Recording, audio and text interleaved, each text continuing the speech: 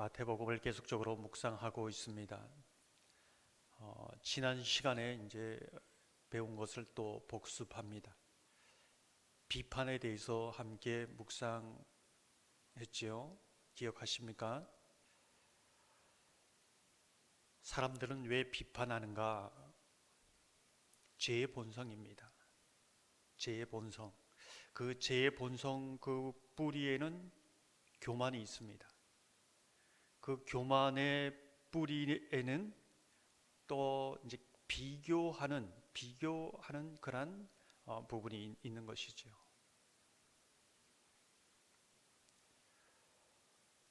우리가 다른 사람과 비교하면서 자신이 조금 낫다고 생각하면 우쭐합니다. 또 다른 사람과 비교해서 내가 조금 못하다고 하면 주눅듭니다. 이게 비교 의식입니다. 우쭐대는 것도 주눅드는 것도 공격성을 가지고 있습니다. 수동적인 공격, 적극적인 공격성을 가지고 있지요. 시기하고 질투하고 비판하고 그렇게 합니다.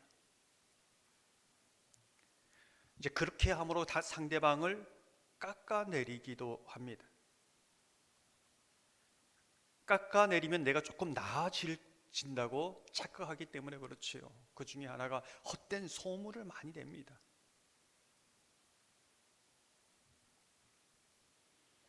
이게 모든 것이 이제 비교 의식에서 시작된 것이다. 헛된 소문을 얘기하면서 지난번에 일반화의 오류에 대해서 말씀드렸습니다. 많은 사람들이 누가 그러던데 이렇게 말합니다. 실체가 없는 소문들이 교회에 떠다닙니다. 근데 누가 그러던데 이제 하면 누구인지 잘 모릅니다. 실체가 없습니다. 나중에 알고 보면 자신이 하고 싶은 말을 그렇게 하는 겁니다.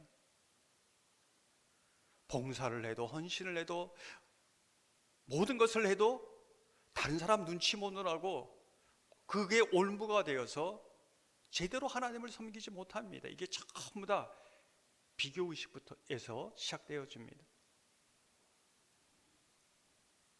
성경은 이 비교의식을 들보라고 그렇게 말합니다. 이 들보가 내 속에 있기 때문에 모든 것을 왜곡되게 해석합니다. 좋은 말을 해도 왜곡되게, 안 좋은 말은 더 안 좋게.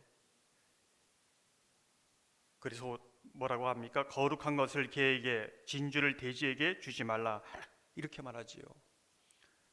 제가 정말 선한 의도로 얘기했는데 왜곡되게 이제 받아들인 거죠. 그런 의도가 아니었는데. 사람들이 다 그렇습니다. 그래서 사람들이 서로 소통하는 게 이렇게 힘듭니다. 내 마음속에 세모라는 틀이 있으면 모든 것이 세모라는 틀에 맞춰서 다 봅니다. 동그라미가 도와도 세모로, 네모가 도와도 세모로. 이게 고쳐지지 않는 것이죠. 이게 죄의 본성입니다. 어떻게 고쳐질 수 있느냐? 이 세상의 의사로는 고칠 수 없다는 겁니다. 근데 예수님께서는 우리에게 이 마음을 고칠 수 있다. 모든 사람들이 이 병든 마음을 가지고 있는데 고칠 수 있다. 하나님이 주시는 그래서 최고의 선물은 성령님이다. 성령님께서 이 마음을 새롭게 하시고 고침으로 새 마음을 주신다. 왜곡된 마음이 아니라 들보가 아니라 정말 하나님의 마음을 주신다. 그것을 구하고 찾고 두드려야 한다. 이렇게 말씀하고 있지요. 한순간에 이 마음을 생기는 것이 아니라 계속적으로 하나님 말씀을 통하여 은혜를 통하여 빚어가는 것이지요.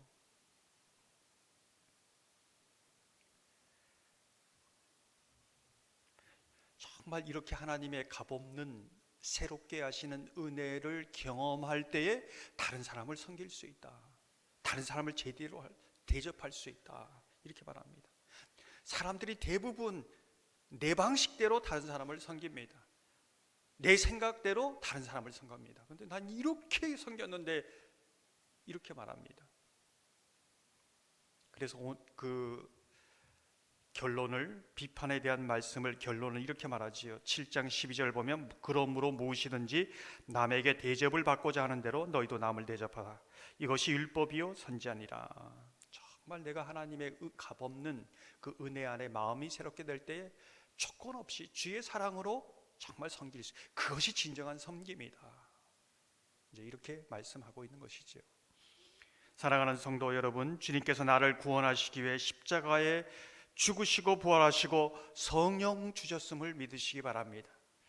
그 은혜로, 그 사랑으로 우리를 새롭게 하시고 고쳐서 정말 하나님의 사람으로 섬기길 원하신다는 것을 믿으시기 바랍니다. 그 은혜가 저와 여러분 가운데 있기를 소망합니다. 그래서 사람에게 실망하지 말고 사람을 의지하지도 말고 하나님이 주신 은혜대로 섬기면 됩니다. 오늘 본문을 보면 좁은 문에 대해서 말하고 있습니다. 오늘 주제가 좁은 문이지요. 13절 14절을 보면 이렇게 말합니다. 좁은 문으로 들어가라. 멸망으로 인도하는 문은 크고 그 길이 넓어 그리로 들어가는 자가 많고 생명으로 인도하는 문은 좁고 길이 협착하여 찾는 자가 적음이라. 인생에는 누구든지 이 두 개의 문을 열고 그 길을 걸어간다는 것이죠. 좁은 길을 걸어가는 사람, 넓은 길을 걸어가는 사람, 이 세상 모든 사람들은 예외가 없이 이 두 가지 길을 걸어간다는 겁니다. 근데 대부분의 사람들은 넓은 문으로 들어간다는 것이죠. 이게 성경의 진단입니다. 대부분의 사람들은 다 넓은 문으로 간다는 겁니다. 이상한 게 아니라는 겁니다. 상대적으로 좁은 문으로 들어가는 사람은 정말 소수다, 이렇게 말씀하고 있습니다. 그렇다면 여기에서 좁은 문이라는 것은 어떤 것인가? 이제 이 질문을 하겠는데, 좁은 문이란 어떤 것인가? 이 좁은 문에 대해서 얘기하면서 거짓 선지자에 대해서 얘기하고 있습니다. 무슨 뜻일까요? 어떤 이제 선지자는 가르침을 주는 자이지요. 어떤 그 가르침을 통해서 이게 좁은 길로 갈 수도 있고 넓은 길로 갈 수가 있는 것이지요. 성경을 보면 좁은 문은 예수님입니다. 좁은 문으로 들어간다는 것은 예수님의 음성을 듣고 예수님의 가르침을 따라, 그 말씀을 따라 예수를 따라가는 삶입니다. 요한복음 10장 9절을 보면 이렇게 말씀합니다. 내가 문이니 누구든지 나로 말미암아 들어가면 구원을 받고 또는 들어가며 나오며 꼴을 얻으리라. 예수님이 말씀하시는 그 길을 가느냐, 이제 이 부분입니다. 사람들은 그런데 여기 안 간다는 겁니다. 왜 안 갈까요? 예수님이 말씀하시는 길은 이 세상의 길과 반대가 됩니다. 고난의 길입니다. 희생의 길이고 자기를 부인하는 길이고 자기 생각과 잘 맞지 않는 길입니다. 그래서 잘 안 갑니다.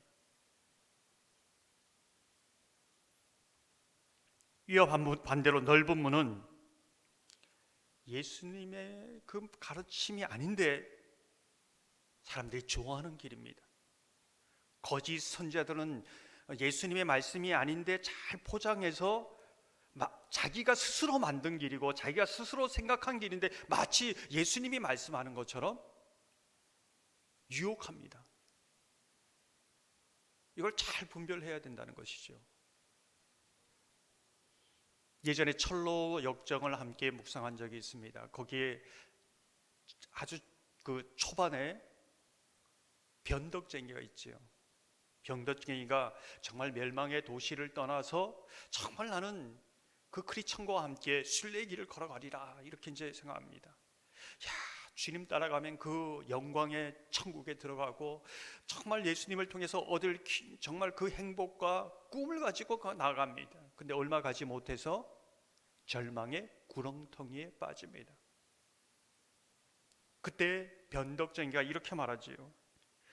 천성에 가는 길인데 왜 이렇게 고난이 있는 것인가? 당신이 얘기했던 이 행복이라는 것이 이런 것인가? 지금부터 이러한 고난이 있으면 앞으로 얼마나 많은 고난이 있겠는가. 나는 이런 길 가기 싫다. 그리고 다시 멸망의 도시로 갑니다.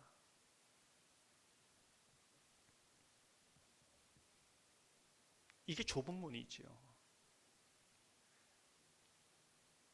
예수를 믿는다는 것은 하늘의 소망을 두고 사는 사람입니다.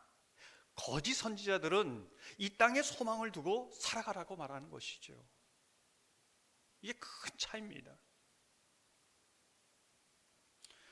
지금도 수많은 거짓 선지자들이 이 세상에 존재합니다. 교회 안에도 있고 교회 밖에도 있습니다. 예수님 믿으면 병이 낫는다, 부자가 된다, 사업도 변성한다. 이것을 복음이라고 말합니다. 속지 말라는 겁니다. 물론 하나님께서 이런 은혜도 주시기도 하지만 복음은 아닙니다. 사도행전 14장 22절을 보면 이렇게 말씀합니다. 제자들의 마음을 굳게 하여 이 믿음에 머물러 있으라 권하고 또 우리가 하나님의 나라에 들어가려면 많은 환난을 겪어야 할 것이라 하고. 예수님의 신앙생활은 고난의 길입니다. 고난이 없는 것이 복이 아니라 고난 속에서 주님과 더 가까이 나아가는 것, 고난 속에서 더 하늘의 소망을 가지는 것, 그게 복이라고 말합니다. 그게 성경이 말하는 복입니다.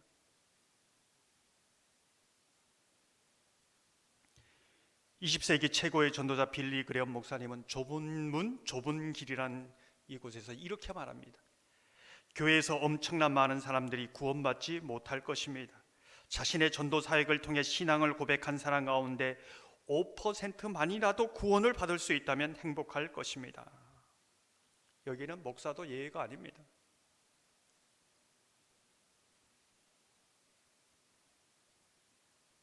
정말 나는 좁은 문으로 들어가고 있는가? 그 길을 걷고 있는가? 물어야 됩니다. 오늘 이 말씀을 이렇게 제가 나누지만은 굉장히 마음에 부대낍니다. 야, 정말 나는 좁은 길을 가고 있는 것인가? 내가 제대로 가고 있는 것인가?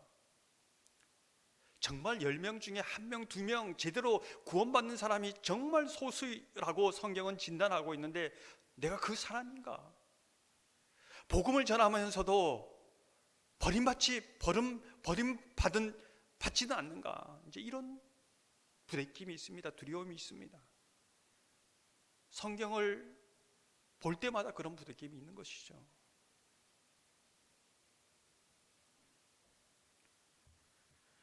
그럼 내가 좁은 문으로 들어가서 좁은 길을 걷고 있다는 증거는 무엇인가? 이제 오늘 말씀하고 있습니다. 16절, 20절 말씀을 보면 이렇게 말씀합니다.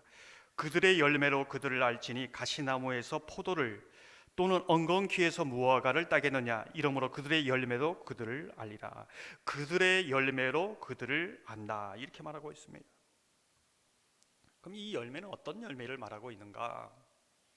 먼저 거짓 선자의 열매입니다. 오늘 말씀하시는 많은 사람들이 넓은 길로 가며 속아 넘어가는 이 열매, 특별히 믿는 자들 속의 이 열매는 무엇인가?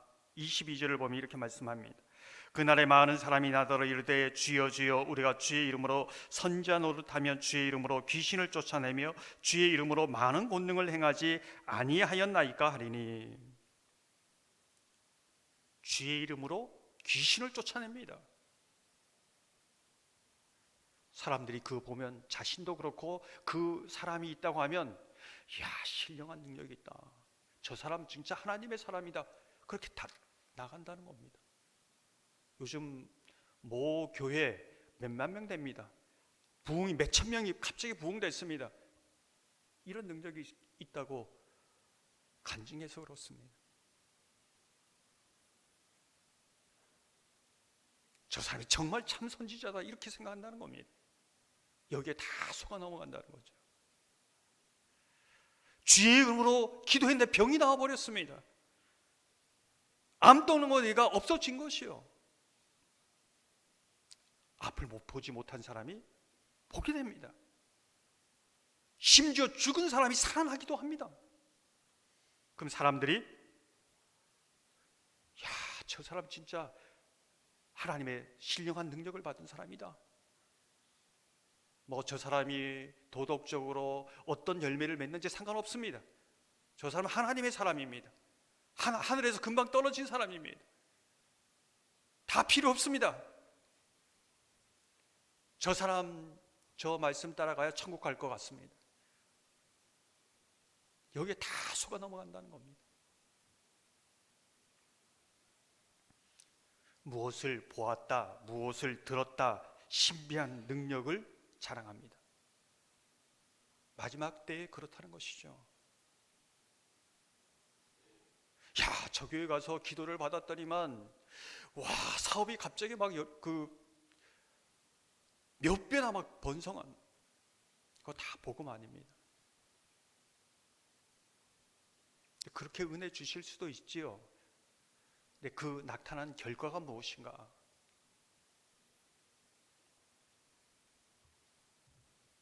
사람들은 요즘 많은 이단에 넘어가지요. 2단, 3단 상관없습니다. 요한계시록 13장 2절 후반절과 3절을 보면 이렇게 말합니다. 용이 자기의 능력과 보좌와 큰 권세를 그에게 주었더라.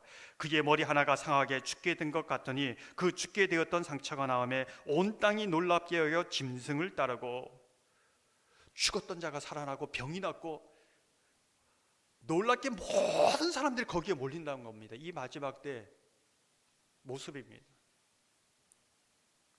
정신 잘 차려야 됩니다. 병 낫는 것이 복음이 아닙니다. 부자 되는 것이 거기 복음이 아닙니다. 그게 정말 하나님 보여주시는 열매가 아니라는 것이죠. 우리가 주의 깊게 보아야 되는 것은 양의 옷을 입었다, 이제 이렇게 말하고 있습니다. 양의 옷을 입었다. 늑대가 양의 옷을 입었다. 겉으로 보면 굉장히 젠틀하고 참 친절한 것 같아요. 근데 속에는 시기와 질투와 미움과 교만과 자기 고집과 전혀 예수님의 말씀이 없어요. 거기에 속지 말라는 겁니다. 거기에 속지 말라는 것이죠. 정말 보아야 되는 것이 무엇인가? 정말 끝까지 붙들어야 되는 것이 무엇인가? 이제 이것을 말해주고 있습니다. 21절 보면 나더러 주여 주여 하는 자마다 다 천국에 들어갈 것이 아니요 다만 하늘에 계신 내 아버지의 뜻대로 행하는 자라야 들어가리라. 하늘에 계신 내 아버지의 뜻대로 행하는 자라야 들어간다. 하나님께서 찾으시는 열매는 정말 내 뜻대로 행하는 자, 그게 열매라는 겁니다. 그 열매 있습니까? 주일 설교에도 말씀드렸던 것처럼 이 하나의 가치, 주의 뜻, 하나님의 지혜, 하나님의 말씀, 이 방향이 틀어지지 않았냐면 분명히 복음의 능력이 나타납니다. 그런데 이 시대를 보면 모든 가치가 다 무너졌습니다. 저는 이 시대의 그리스도인을 이렇게 말하고 싶습니다. 경계선에 선 사람들. 경계선에 섰다는 것은요, 세상의 가치, 또 하나님의 가치 짬뽕되어 있어서 무엇이 진정한 진리의 가치인지도 모르는 그런 세대를 우리가 살고 있습니다.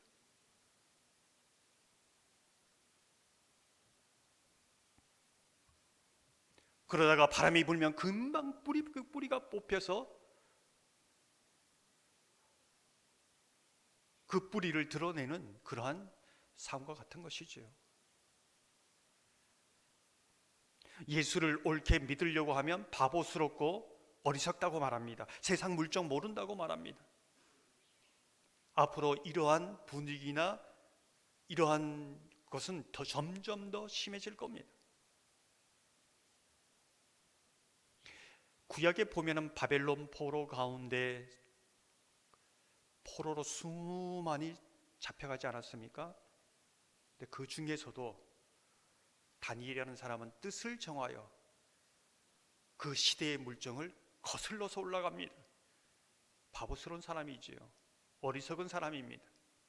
미련한 사람입니다. 근데 하나님은 그 중심을 보십니다. 하나님의 지혜를 부어주십니다. 그를 높입니다. 하나님의 영광을 나타내는 것이지요. 저는 이것을 어렴풋한 빛을 보는 사람, 하나님의 어렴풋한 빛을 그 세상 속에서 나타내는 사람, 이렇게 말하고 싶습니다. 그래서 우리는 환한 대낮과 같은 빛은 볼 수 없습니다, 이 시대에. 그러나 하나님은 이 시대에 정말 다니엘과 같이 뜻을 정하여 믿음으로 하나의 정말 믿음의 가치를 가지고 살아가는 자에게 빛을 나타내십니다. 그 빛을 보는 사람만이 그 빛을 알 수 있고, 가진 사람만이 그 진리의 빛을 알 수 있는 것이지요.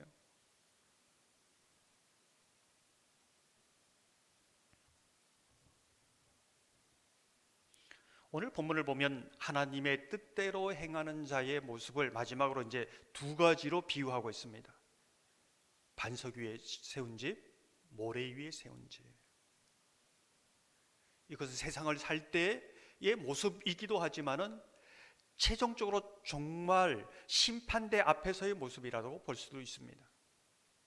24절에서 27절 말씀을 보면 이렇습니다. 그러므로 누구든지 나의 이 말을 듣고 행하는 자는 그 집을 반석 위에 지은 지혜로운 사람 같으리니 비가 내리고 창수가 나고 바람이 불어 그 집에 부딪히되 무너지지 아니하나니 이는 주추를 반석 위에 놓은 까닭이요 나의 이 말을 듣고 행하지 아니하는 자는 그 집을 모래 위에 지은 어리석은 사람 같으리니 비가 내리고 창수가 나고 바람이 불어 그 집에 부딪힘에 무너져 그 무너짐이 심하니라. 이 세상을 살아가면서 비와 홍수나는 고난이 있습니다. 점점 이 고난은 강해지고 세워질 겁니다. 하다 보면은 그래도 견딜만 했는데 어떻게 보면 코로나 겪으면서 한번 딱 걸러지지 않았습니까? 코로나보다 더 강력한 고난이 있을 수 있습니다. 그때 모래 위에 지은 집은 다 무너집니다. 실체가 드러납니다. 그 마음속에 예수가 없었다는 것을 알게 됩니다. 몰랐지요. 잘 믿는 것 같지요. 오히려 반석 위에 지은 집보다 더 화려하고 멋있고 높게 지었을 수도 모릅니다. 근데 다 무너지는 겁니다. 고난을 통해서 알 수 있습니다. 정말 그가 예수를 믿었는지, 그 말씀에 뿌리를 두었는지, 무엇을 믿고 살았는지 알 수 있다는 겁니다. 고난을 통해서. 근데 마지막 심판대 앞에서 점검하는 것은 무엇입니까? 무엇으로 집을 지었느냐? 내가 세상 열심히 살다가 살았습니다. 아니라는 겁니다. 심판대 앞에서 그 집은 다 무너진다는 겁니다.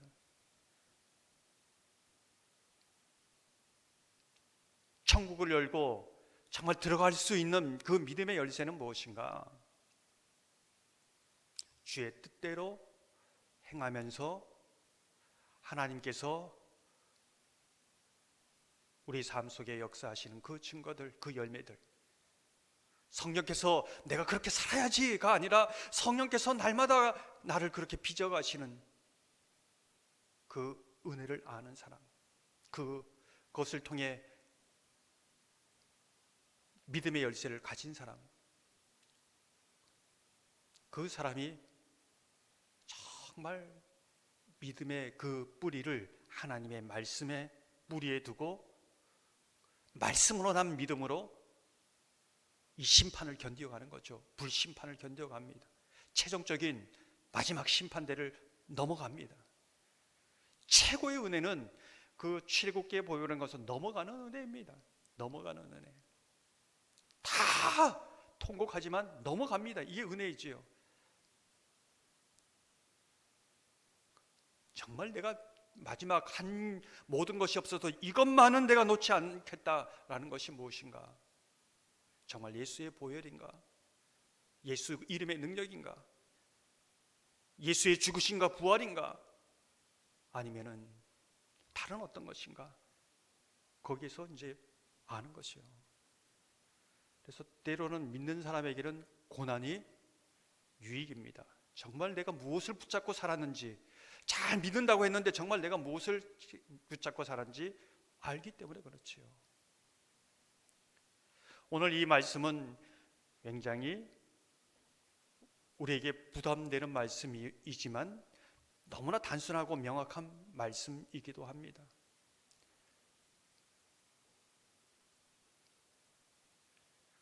마태복음 16장에 가면은 이 반석을 베드로의 신앙 고백으로 얘기합니다. 나는 예수님을 오늘 무엇으로 고백하는가?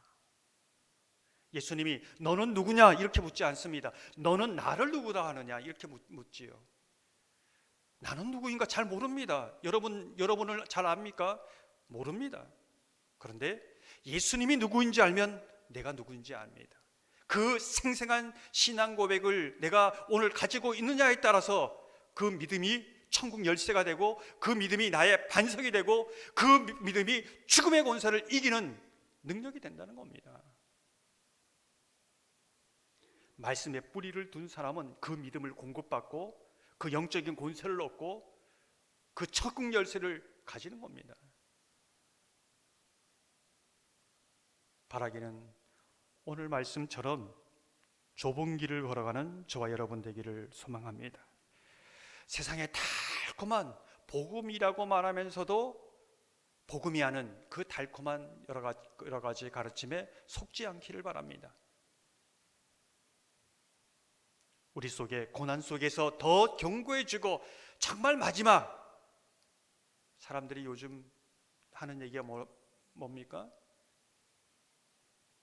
예수 없이는 살아도 돈 없이는 못 산다 얘기하지 않습니까? 네, 예수 없이는 못 삽니다. 이 고백으로 나에게 최종 마지막에 남는 건 예수밖에 없습니다. 이 믿음으로 살아가는 저와 여러분 되기를 주님의 이름으로 축원합니다. 오늘 새벽에 그 말씀 했습니다. 내 눈에 기뻐하는 것, 하나님의 눈에 기뻐하는 것. 사람들이 이게 신앙이 혼탁해지면 어떤 신앙이 희미해지면은 내 눈에 앞에 있는 것밖에 보지 못합니다. 이게 내 것이라고 생각합니다. 이걸 붙들려고 합니다. 이걸 취하려고 합니다. 쌓으려고 합니다. 근데 뭐라고 하냐면요, 다 하나님이 주신 거다. 하나님의 선물이다. 너께 어디 있느냐? 그걸 깨닫기까지 너가 정말 기뻐하고 아끼는 것을 내가 도로 가져갈 것이다. 이렇게 말씀합니다. 왜요? 하나님만을 붙들게 하기 위해서. 사랑이지요. 이게 좁은 길을 걸어가는 겁니다. 저와 여러분이 늘 이 시대에 정말 성경에 진다는 너무나 소수만이 구원받는다고 하지만 우리에게 하나님은 한 명이라도 더 구원받기 위해서 천년을 하루같이 기다리는 분입니다. 다 오늘도 그 말씀 의지하여서 주님 앞에 나아갈 수 있는 그러한 하나님의 사람 되기를 주님의 이름으로 축원합니다.